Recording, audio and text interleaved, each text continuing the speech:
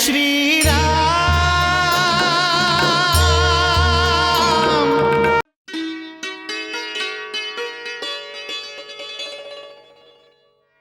सीते, सीते, सीते। महारानी, महारानी सीता महल में कहाँ बाड़ी? भुला गईलू? उमा गौरी के दर्शन खातिर मंदिर गईल बाड़ी। आहा।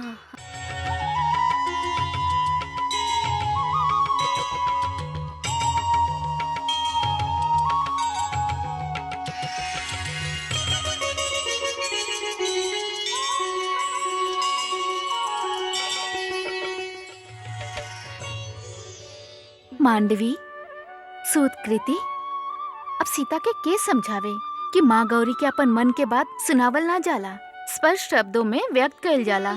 तबे तमा समझियन है न स्वीकृति?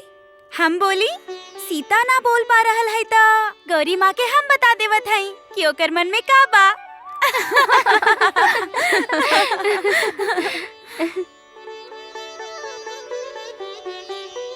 हे माँ गौरी, जवन तरह आप भगवान शिव के प्राप्त कईनी, ओसे ही हमनी के सीता शंख, चक्र, गदा और पद्मधारी विष्णु के प्राप्त करे। राउर कृपा, राउर के आशीर्वाद सीता के साथ हुई तो ओकर इच्छा अवश्य पूरा हुई। और सीता मन ही मन जेकरा अपन पति मान ले हई, वो सीता के पति हो जाई।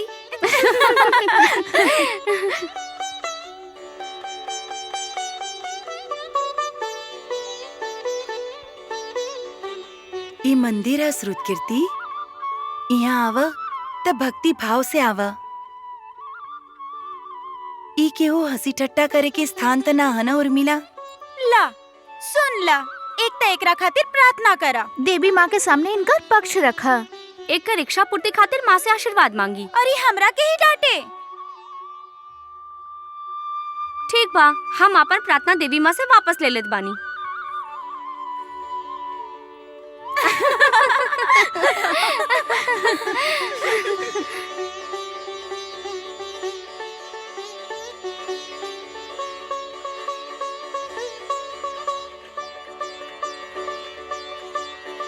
सदा सर्वदा खुश रहा पुत्री। सीता, देवी गौरी तोहार प्रार्थना अवश्य सुनी है।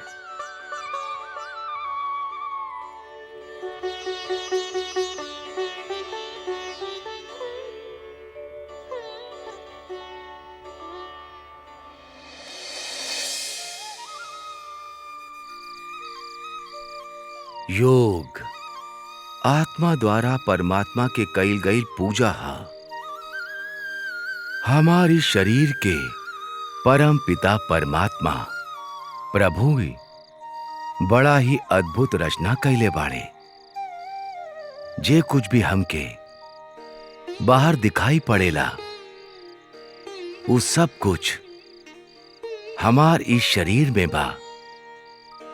हमारी शरीर में 7 लोक बा और साथ ही चक्र बा। हम अभी दिखावतानी।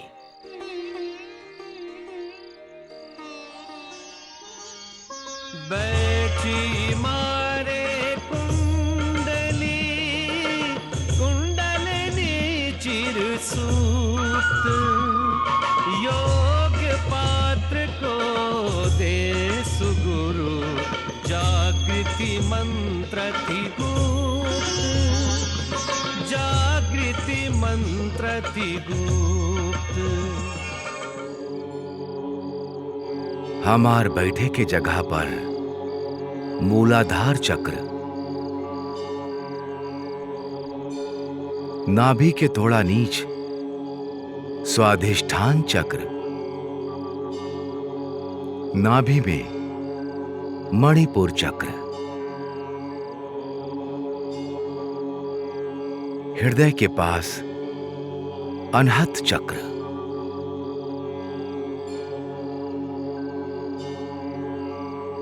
गला में विशुद्धि चक्र,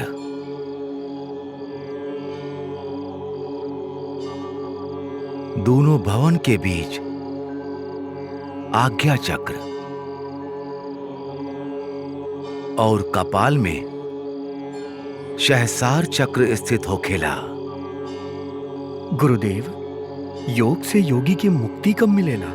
जब योगी मुक्ति चक्र के भेदन करेला तब ओके मुक्ति मिलेला।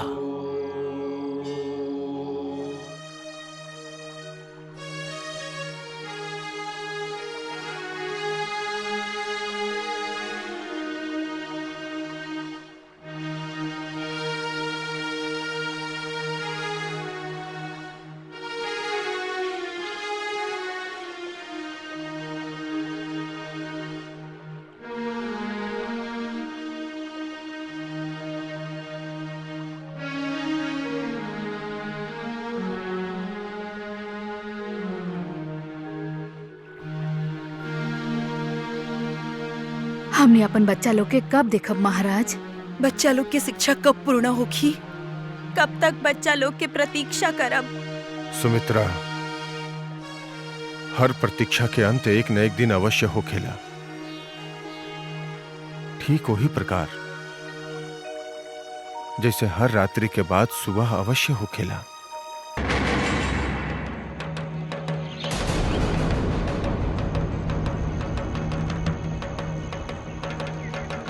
महर्षि, महर्षि अचानक नंदिनी के का हो गई?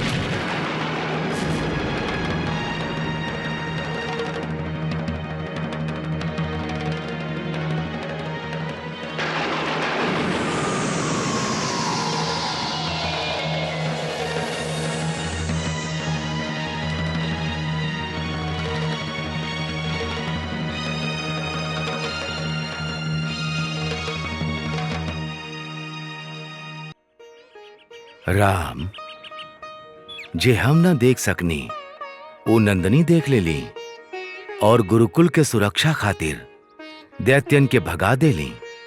परंतु गुरुदेव, दैत्य यहाँ गुरुकुल में काहे आइले?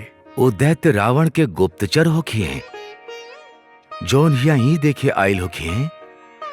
कहीं हम आश्रम में आदि शक्ति के प्राप्ति खातिर कोनो यज्ञ त ना करेनी। गुरु माता, नंदनी के कैसे पता चलल कि रावण के गुप्तचर वृक्ष बन के गुरुकुल में खड़ा बाड़े? काहे कि नंदिनी कामधेनु के पुत्री बा। कामधेनु के? कामधेनु जे हर इच्छा के पूर्ति करेनी। एगो समय के बात रहे, देव और दानव दोनों मिलके समुद्र मंथन कैले रहलन। समुद्र मंथन से कई रत्न समुद्र से निकलल। ओही में से एगो रत्न रहे कामधेनु। एक बेर गादी पुत्र महान योद्धा सम्राट विश्वामित्र आपन सेना के साथ आयल रहलन। सम्राट विश्वामित्र? परंतु गुरु माता, विश्वामित्र तो महान तपस्वी बाड़े, ब्रह्म ऋषि बाड़े। पहले विश्वामित्र भी क्षत्रिय राजा रहलन। ई ब्रह्म ऋषि बने के पहले के बाद बा। वो रणभूमि से विजयी होके आपन सेना के साथे लौटत रहलन कि उनका राउर गुरुदेव के आश्रम दिखाई देलस।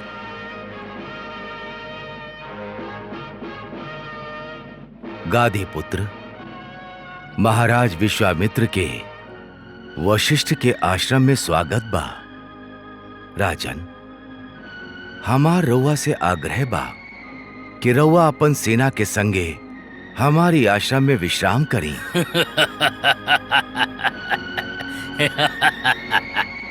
रहुआ आश्रम में हमरा रहे के व्यवस्था और भोजन की व्यवस्था कैसे हो पाई? और फिर हमार सेना काऊ खुला आसमान के नीचे मिट्टी पे विश्राम करी है? महर्षि, राजा महल में रह लें, कुटिया में नहीं। राजन, हम रउआ के निराश ना करब। हम रउआ के एगो राजा की तरह ही रखब। नंदनी, ई हमार भाग्य ही ना, हमार सौभाग्य बा जे महाराज विश्वामित्र हमार आश्रम में रुक के हमके अपन सेवा के अवसर प्रदान करतानी।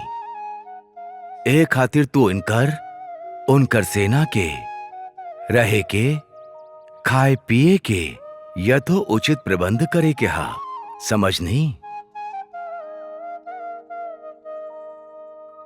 महाराज विश्वामित्र और उनका सेना आश्रम में विश्राम कइलन।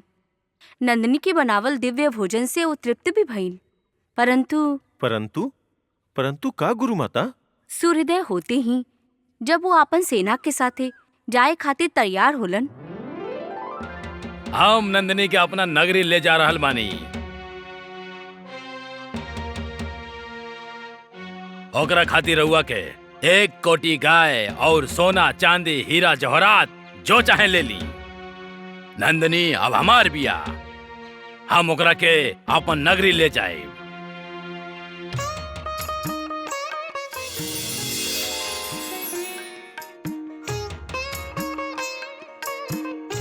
हे गुरु श्रेष्ठ महर्षि वशिष्ठ, हमसे कोनो अपराध भइल बा जे रउआ हमके त्याग देनी और हमके राजा विश्वामित्र के दे रहल बानी?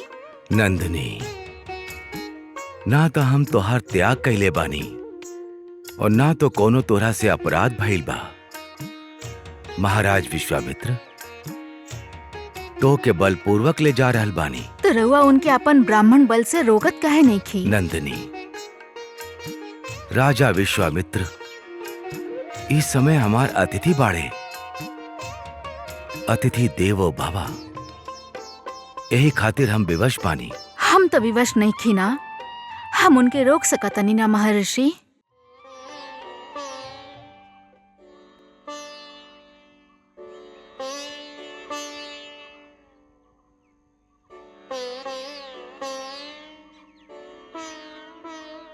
महर्षि, आज हमरा ज्ञात भइल की ब्रह्म तेज शस्त्र तेज से अधिक श्रेष्ठ बड़े। धिक्त पलम क्षत्रिय पलम, धर्म तेजो पलम पलम। धिक्कार बा हमरा अपन क्षत्रिय तेज पे। ब्रह्म तेज ही सबसे शक्तिशाली है। कल्याण होके।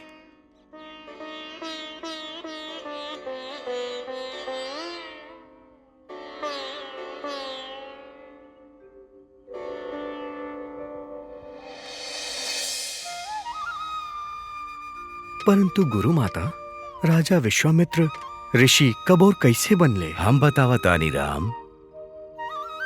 राजा विश्वामित्र जब ब्रह्म तेज से प्रभावित भइले तो निश्चय कैले कि वो तप अर्जित करी है। फिर वो घोर तपस्या कैले। इतना तपस्या कैले राम कि वो गायत्री सिद्ध कैलेलन। फिर वो त्रिभुवन में ब्रह्म ऋषि विश्वामित्र के नाम से विख्यात हो गईलन। वो गायत्री सिद्ध कई के ये प्रमाणित कर देलन कि यदि मनुष्य चाहिए तो वो असंभव के भी संभव कर सकेला। गुरुदेव गुरुदेव, कंबोज नगरी के राजा आदित्यनाथ नंदिनी के बलपूर्वक ले जा रहल बने।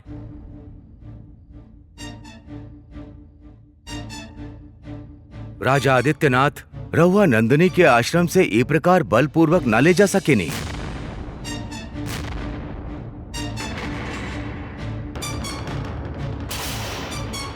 नंदिनी जैसन रत्न आश्रम में नहीं महर्षि, राज भवन में होके के चाहिए। हम नंदिनी के ले जा रहल बानी।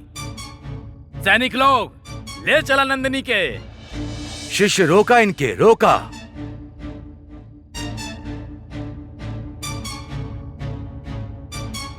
हे, वही रुक जा लो, ना तो अपन प्राण से हाथ धो बैठबा।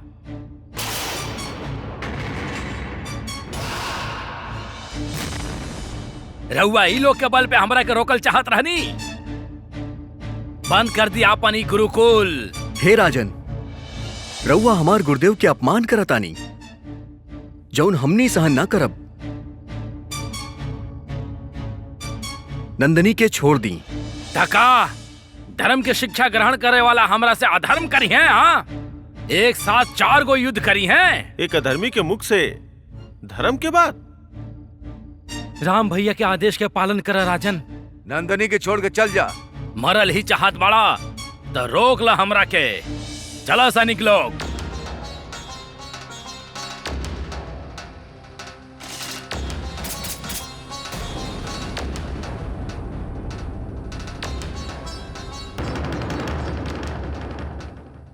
केहू कितना भी अधर्म करे परंतु हमनी धर्म के साथ देवेली।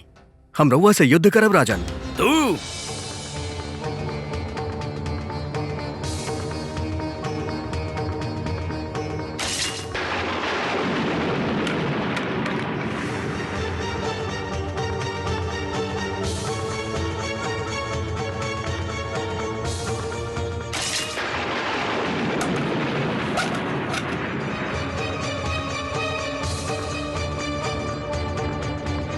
रुक जा पुत्र। राम, तू हमार परीक्षा में सफल भइला।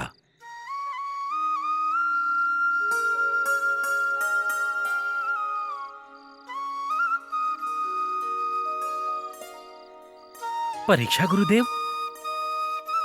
हाँ, अपने आप के राजा आदित्यनाथ कहे वाला हमार ही शिष्य है और वो नंदनी के बलपूर्वक ना ले जात रहे। उता सोच समझ के बनावल गईल नाटक में भूमिका निभावत रहे। युद्ध केवल शस्त्र और अस्त्र से ना जीतल जाला।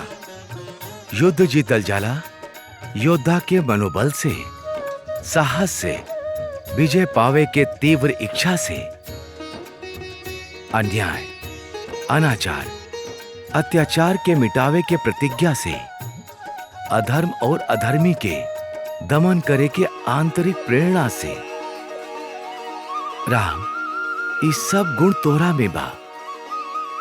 मगरमच्छ के या नंदनी के भगा के ले जावे वाला घटना तू हमार हर परीक्षा में सफल भइला।